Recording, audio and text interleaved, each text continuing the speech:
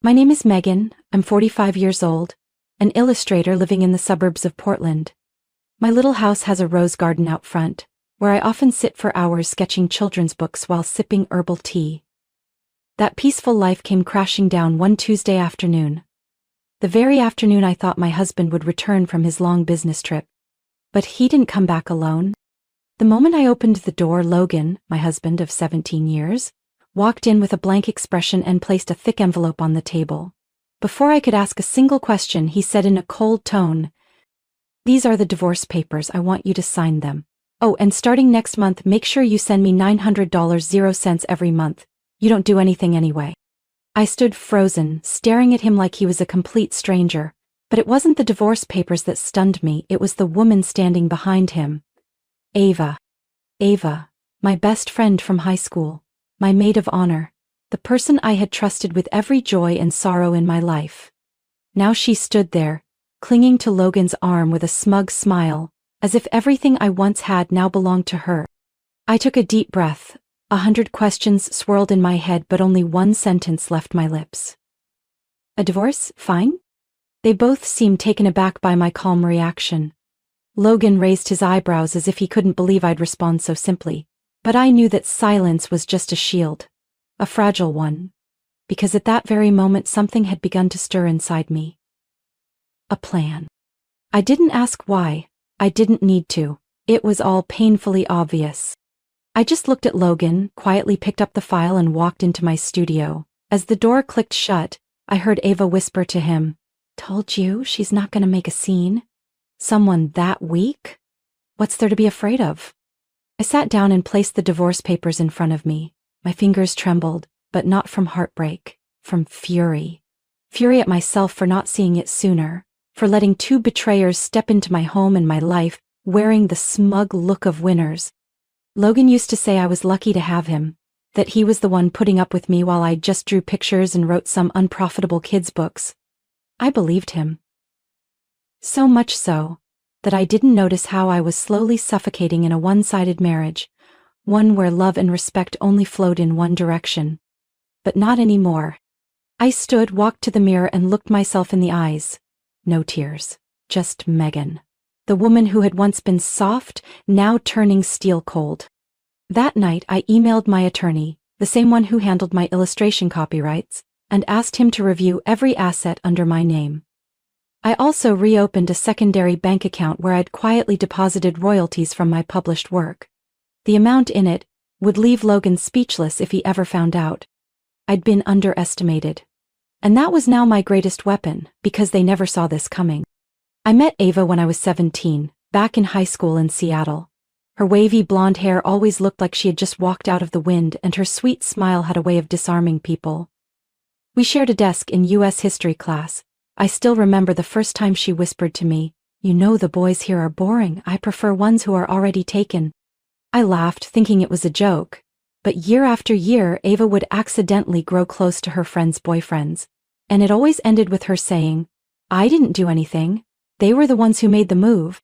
Still, I stayed close to her, partly because Ava had a way of making you feel special. The other part, maybe because I thought I was different. I believe she'd never do that to me. Especially since she was the first to know I liked Logan, the guy in my advanced art class, who later became my husband. When Logan confessed his feelings, I was shocked. For most of senior year, I thought he liked Ava. They had worked on an illustration project together, and I'd seen them laughing in the library more than once. But Logan chose me. And Ava surprisingly smiled and said, "I'm happy for you, really." And I believed her. We went to college in different cities but stayed in touch. On weekends, the three of us, me, Logan, and Ava, would meet at a little coffee shop downtown. We called it our safe corner, where there were no assignments, no exams, no pressure. Just warm lattes, soft jazz, and laughter. When I was 28, Ava told me she was engaged to a man named Graham, an architect at a big design firm in Chicago. The first time I met him, I thought, finally, Ava's in love for real. Graham was calm and thoughtful, the opposite of the flashy guys she used to date. He listened when she talked, never interrupted, always refilled her glass like it was second nature. I saw real affection in his eyes, and for once, I truly hoped her relationship would last. They married a year later in a lavender greenhouse she had always dreamed of. Logan and I were both there. I even designed their wedding invitations. Ava hugged me tight and said, "If I could trust anyone for life, it'd be you and Graham." But what Ava never realized was that trust doesn't mix well with betrayal. 3 years into her marriage, Ava began calling me more often. At first it was about work, then complaints about Graham. That he was too quiet, that he had lost his spark, that he didn't understand her anymore. I told her to talk to him, to listen, to try. But now I wonder, did Ava ever really want to fix it? Because soon after, Logan began acting strangely, leaving the house without explanations, chuckling at texts and hiding his screen when I walked in. And one morning, I saw him texting just as the message flashed on his phone, "I miss you too." I suspected something then, but I didn't have the courage to ask. I was afraid the answer would be exactly what I feared. Until that day, when Logan brought Ava into our house, dropped the divorce papers on the table and stared at me with shameless eyes. And I finally saw it. It had all started long ago. I'd just been the only one too blind to see. 6 years ago I was there, when Ava walked into the hospital glowing, cradling her 3-month bump. She told me before she even told Graham, her voice trembling with excitement, "Megan, I'm pregnant. Finally, I have something that makes everything mine." I didn't fully understand what she meant at the time. Back then it was Logan who offered to take her to checkups, claiming Graham was always away for work. I remember being surprised, but I smiled and agreed. After all, we were old friends. Everything would be fine if it had just stayed helpful. But day by day Logan grew obsessively attentive to Ava. He bought her vitamins, took her to ultrasounds, even kept track of her diet. I only found out when I accidentally opened his notebook and saw this written on the first page. Week 16, seafood. I asked, "What are you doing?" He shrugged and replied without blinking, "Just helping a friend. Can't you see how absent Graham is? Ava needs someone around." I stayed silent, but inside something shifted, undeniably. Logan's help gradually turned into nights away with excuses like Ava's having cramps. He even took time off work just to attend her prenatal classes. I reminded him that Graham should be the one going with her, that it would be better for their marriage. But Logan snapped, something he rarely did. "You're so selfish, Megan," he barked. "Ava has no one. All you do is sit in your studio drawing. You have no idea what it's like to be alone during pregnancy." I bit my lip and said nothing.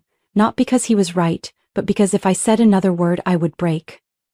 When Ava gave birth, it was Logan waiting outside the delivery room, not Graham. I found out from a nurse, who looked at me curiously and asked, "You're Mr. Logan's wife." "Oh, he's been so attentive to Miss Ava." I nodded, then quickly turned away to hide the wave of shock rising in my chest. After the baby, a little girl named Elise, was born, things only got worse. Logan was barely home anymore. He spent so much time at Ava's that neighbors started mistaking him for Elise's biological father. At first I tried to stay composed, but the third time Elise called Logan Daddy in front of me at a small gathering Ava hosted, it felt like someone had slapped me in the face. I quietly poured myself a glass of orange juice, avoiding eye contact, and stepped out onto the balcony, but Logan followed. "Are you imagining things again?" he asked, voice half accusing, half sarcastic. I turned to him. For the first time in months I looked him in the eye. "What are you doing, Logan? You treat Elise like your own. You're always at Ava's like she's the only one who matters. What about me? What am I to you?" He laughed lightly, like I had said something absurd. "Megan, you just don't get it. Ava needs me. Graham's not sensitive enough to care for her. I'm just doing what's right." "And I don't need you?" I asked, my voice hoarse from holding back. He paused, then turned away. "You're too independent, Megan. You don't need anyone." That line pierced me like an icy needle. Yes, I'm independent. I know how to take care of myself, to build my own world, but that doesn't mean I want to be forgotten, or quietly replaced by the person who used to be my best friend. From that day there was a rift between Logan and me that nothing could fill. He still moved between our home and Ava's, still used helping Ava as an excuse. But we both knew What was between them wasn't friendship anymore. That afternoon, as I was painting in the little studio behind my house, the doorbell rang. Steady and firm, like the person outside knew exactly why they were there. I opened the door and met Graham's deep, tired eyes. He looked more worn than the last time I'd seen him. Dark circles under his eyes despite his neat appearance. In his hands was a thick file, bound in a brown leather folder. No small talk. Graham got straight to the point. I think it's time we talk. I invited him in and made a hot cup of coffee. Once we were seated, he placed the file on the table and slid it toward me. I hired a private investigator 3 months ago, he said slowly. At first, I just thought Ava was hiding something from me. I didn't expect it to be Logan. I didn't open the folder right away.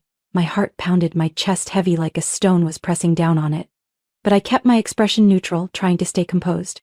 Graham continued. They've been meeting at a hotel less than 5 miles from here, 3 times a week.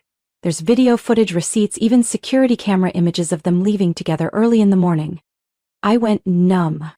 No more denial, no more hoping I was wrong, no more excuses to shield me from the truth. Why did you choose to tell me? I asked after a long silence. Graham looked at me, his voice low. Because I know you're not like Ava. You have self-respect. And I don't want Elise to grow up in a world full of lies. He exhaled deeply, weariness in his eyes. I've thought about divorce, but Elise, she's still so young. I don't want to hurt her. I nodded. I understood. Just like I'd stayed quiet while Logan disappeared night after night, afraid that breaking everything would be too much for Elise. The child I didn't give birth to but loved like my own. I'm not planning to forgive, I said, voice steely. But I'm not going to blow this up either. Not now. Graham nodded. Then we wait. Wait until Elise is old enough to understand. Wait until our words won't wound her innocent heart. But in the meantime, we wouldn't stay idle. I started gathering evidence. Every email, text, Logan's schedule, even his suspicious credit card charges. Graham did the same on Ava's end. We shared everything quietly, like allies in a silent war. Ava and Logan had no idea.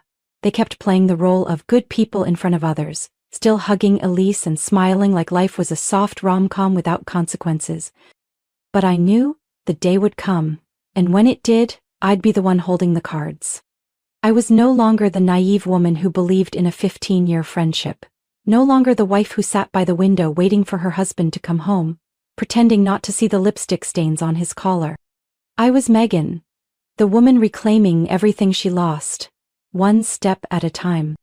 Graham and I met every weekend under the pretense of co-parenting Elise or art lessons for the kid.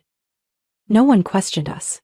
To outsiders, we were 2 mature adults raising a child. But only we knew. Every smile, every nod, was part of a long game. Once, as Elise napped on the sofa, Graham looked at me and whispered, I used to think Ava was someone I could trust for life. I smiled sadly. I used to think the same. No more words. Just a shared look of understanding and the resolve in our hearts that someday the truth would come out, not with rage, but with strategy, patience, and the quiet strength of those who have been hurt too deeply to tremble anymore. I found out I was sick during a routine checkup, when the doctor frowned at the ultrasound and said, there are some abnormal results, we'll need to run more specialized tests. I still remember sitting in the waiting room, clutching my medical folder, heart pounding like it was being squeezed tight. A week later, I got the results. A large benign ovarian tumor that required early surgery and long-term hormone treatment. Not life-threatening, but serious enough to keep me in the hospital for months of observation. I didn't cry, I didn't panic, I just felt tired.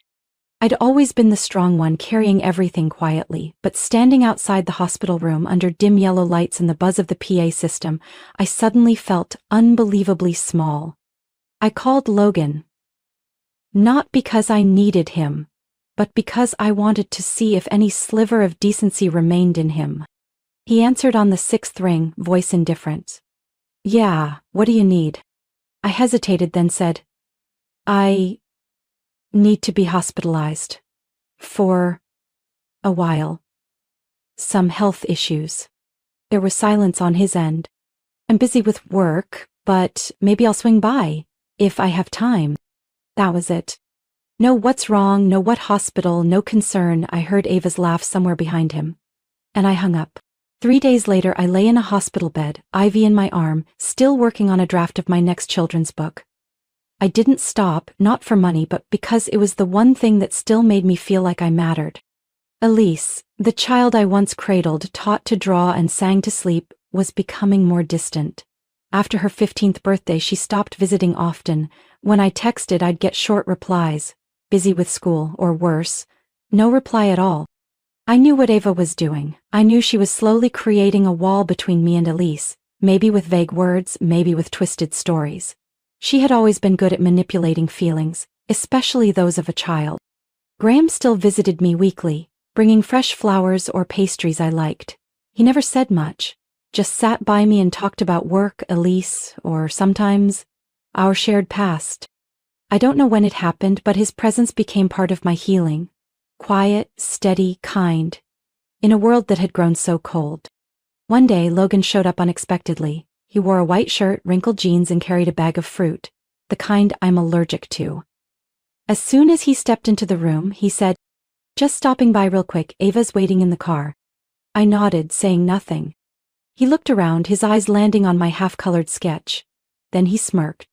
"You're still doing this stuff? With your condition, maybe it's time to take a break." I didn't answer, just turned the page and kept coloring. After a few minutes of silence, he muttered, "Heard you landed a big deal." I looked up and met his gaze. Curious, but not out of concern. It was the look of someone calculating. "Yeah, a studio wants to adapt Luna and the Hill of Light into an animated series. Contract was signed last week." Logan paused, then scoffed. "Wow. You're really something so good. You don't need anyone." I simply smiled. "That's right. I don't need anyone, especially not someone who was never truly there for me." He didn't say another word, just turned and walked out, leaving behind the fading shadow of a man who was once called a husband. And I went back to the colored pencil in my hand, sketching an open door that led to a new sky, one without betrayal, without mocking laughter, and without anyone walking into my life only to leave like they were never there. I had only stepped out of the hospital room for some tests, barely 15 minutes.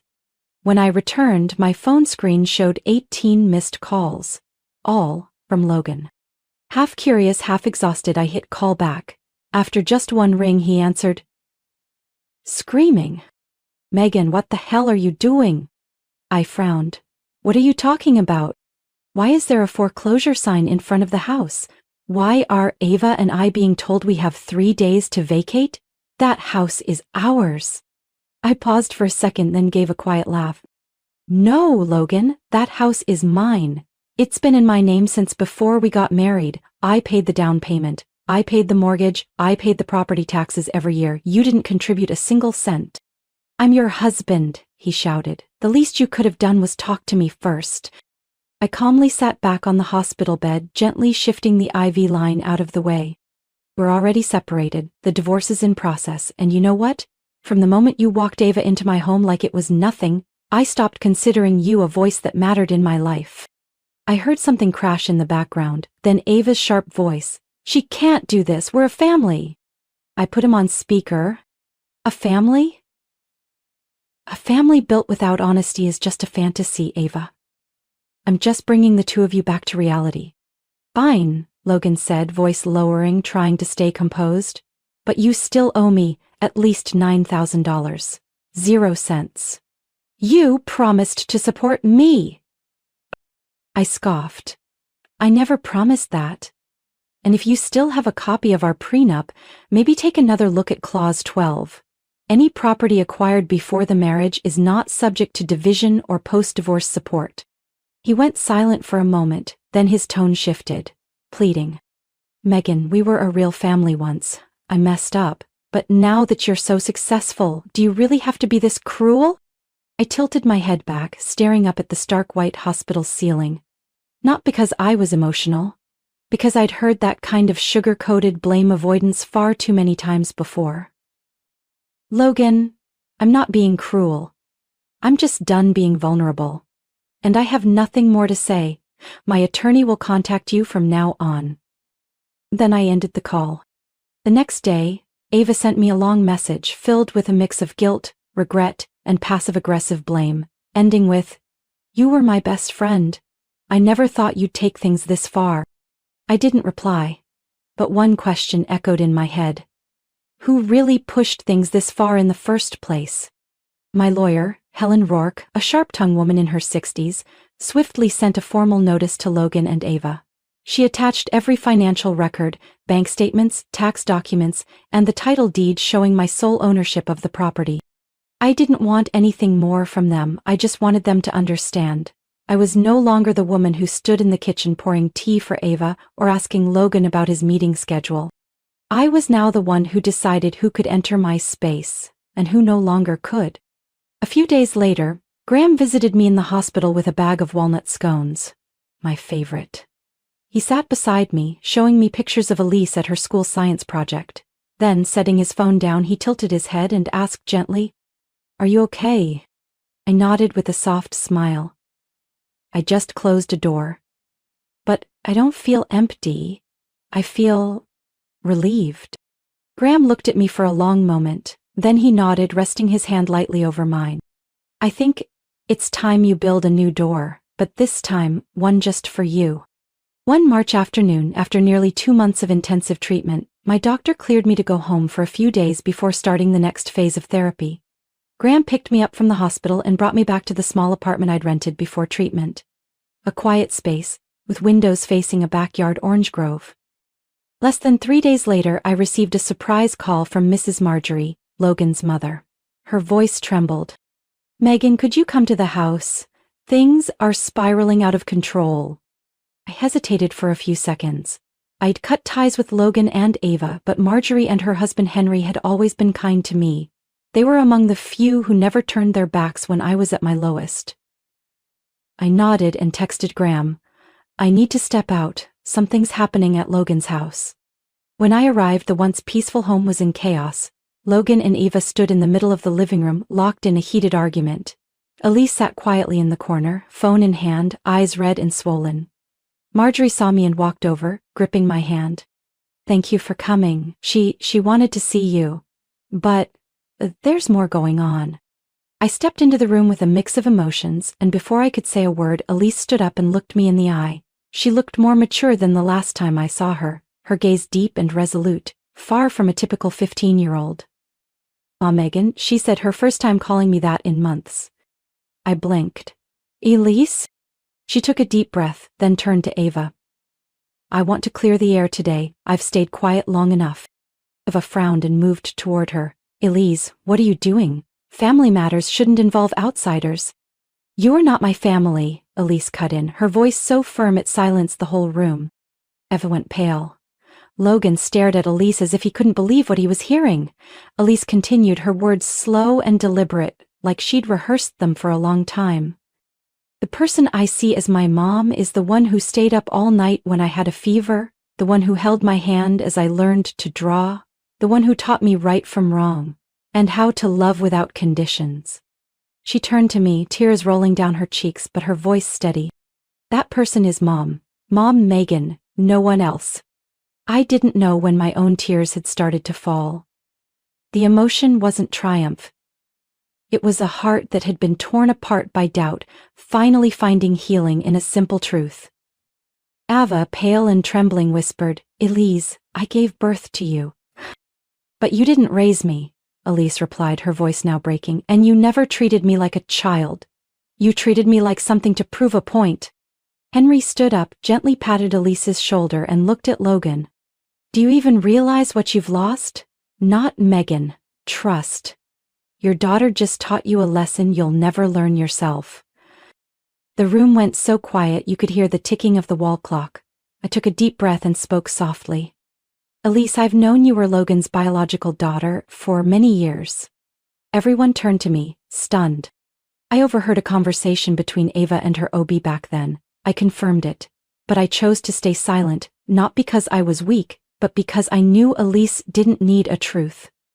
She needed a safe place to grow up. I looked straight at Logan, no longer angry, just disappointed. You've taken a lot from me. But you can't take the love I have for her. Elise walked over and wrapped her arms around me. I'm sorry for trusting the wrong people for a while. But I won't let you leave me again. And in that moment I knew, no matter what life had taken from me, I still had something priceless. A child who chose to love me, not because of blood, but because of trust. And that meant more than any title ever could. The gathering at Logan's parents' house seemed to be over after Elise's declaration, but just as I was about to leave with her, a voice from the doorway froze the entire room. Sorry I'm late, I figured I should show up to complete the cast. Everyone turned. Graham stepped in, calm, composed, but with eyes sharp as steel. He looked directly at Ava, the woman who had once been his wife, and spoke slowly. Ava, you never officially signed the divorce papers. Looks like you forgot about that. Ava stiffened. What? The paperwork you sent 8 months ago was just a draft. No lawyer's signature, no notarization, and never submitted to the court. He paused, a slight smirk on his face. So legally, you're still my wife. Logan burst out laughing, a harsh, mocking sound. Oh, come on, Graham. A man your age still clinging to his ex? Wake up. I'm the one she chose. Graham didn't flinch. He pulled out his phone, typed a few lines, and held the screen up for everyone to see. I'm not clinging to anyone, but I do think it's important to clarify where everyone stands. Especially since this woman, he glanced at Ava, has been selling off our wedding gifts to scrape together funds for investments with her new boyfriend. Ava's face turned pale. Logan looked around nervously. All right, that's enough. This little drama isn't fooling anyone. You two think some righteous monologue is going to take me down? I know Megan's not rich. She's just a lucky illustrator. No way she has the power to flip the script. I smiled, a soft but steady smile. Actually, Logan, luck is only about 5% of my success. The rest comes from hard work and the silence of the years you never noticed. I pulled my tablet from my bag, opened my banking app, and turned the screen toward the room. A series of regular deposits from 3 of the country's top publishing houses filled the screen. Current balance, $376,000, 0 cents. And that was just my primary account. My voice was calm and even.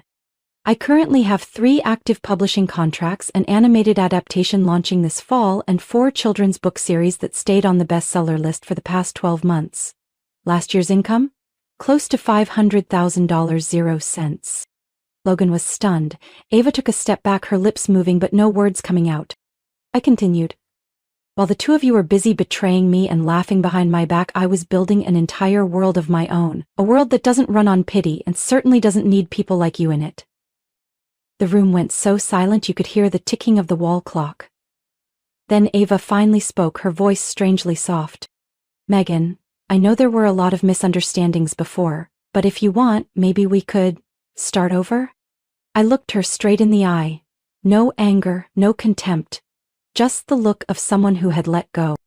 Ava, the only thing I ever wanted from you was honesty. And you couldn't give me that. A friendship that's been sold out can't just be put back on like an old sweater. There's nothing left for us to restart.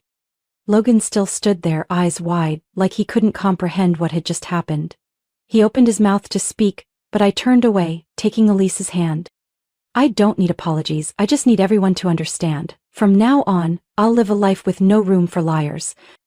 Then I walked out of that house, with confidence in my eyes, a child who chose me as family, and 2 people behind me who once thought I'd always be the loser. They were wrong. And this time, I didn't need to say another word to prove it. A few weeks after that fateful gathering, word spread like wildfire through the small town. Logan was officially fired by his father, Mr. Henry, from his position overseeing a real estate development project. No one trusted him after the scandal broke. Mr. Henry, who had quietly covered for his son many times before, was firmer than ever this time. From now on, you'll have to earn your living, he said in front of me at a family meeting. And if you want to earn back any trust, start from the bottom. Days later, Logan was sent to the western Oregon coast to do manual labor on a deep-sea fishing vessel, where wake-up calls came at 4 a.m. and sleep meant swaying on iron bunks. He called me, once. I didn't answer. As for Ava, after losing all credibility and failed investments, she was forced to move into a run-down motel on the south side of the city. Her days were now filled with waiting tables at a diner, running delivery shifts in the evenings, and working warehouse weekends. Once someone who lived to paint her life in glamour, Ava had become a woman shrinking into the shadows. She lost custody of Elise not long after that meeting. The court ruled swiftly after receiving the documents from Graham's attorney along with Elise's own testimony. Graham was granted full legal guardianship. Ava was stripped of visitation rights unless expressly approved by the guardian.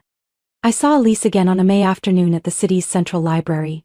She was reading a French translation of one of the children's books I illustrated, just released by a European publisher. "Why are you learning French?" I asked, placing a hand on her shoulder. Elise looked up, beaming. "I want to translate your books one day, Mom. I want kids everywhere to read your stories. Even if I'm living on the other side of the world." My heart swelled. I used to dream of a quiet world of my own, just painting, just peace. But Elise made me realize that what I create can go beyond that world and reach the hearts of so many more. My health was improving too. The treatment rounds were becoming less frequent, and the doctor said if my numbers stayed stable for a few more months I could be fully discharged with just periodic checkups. I returned to my brushes, to the vibrant world of watercolors and imagination where pain didn't exist. Or if it did, it could be healed through hopeful stories. One evening as I sat in my studio, Graham walked in, still composed but this time holding a bouquet of lavender. "I've been thinking," he said plainly. "If life gives you a second chance, I don't want to waste mine. Megan, would you want to start again? But this time, with someone who respects you and stays?" I froze for a moment. We had fought through so much pain together. He knew every imperfect part of me, and I knew his kindness wasn't fleeting. It had been tested by time and heartbreak. I didn't answer right away. I walked over, placed the flowers in a vase, then turned to him. "Would you wait for me?" He nodded. "As long as it takes." And I believed him. Not because of sweet words, but because in a world that had knocked me down so many times, Graham was the only one who never tried to change me. He simply stayed. Megan's story proves that sometimes the biggest losses lead to the doors of freedom and rebirth. Betrayed by her husband and best friend, she didn't collapse. She rebuilt, quietly and fiercely. Her resilience, kindness, and talent not only brought her justice, but also inspired the next generation. In a world full of wounds, she chose to live truthfully. And that's the most beautiful victory of all. What do you think about Megan's journey and the choices she made? Share your thoughts in the comments, and don't forget to follow the channel for more heartfelt, powerful, and meaningful stories about family and life.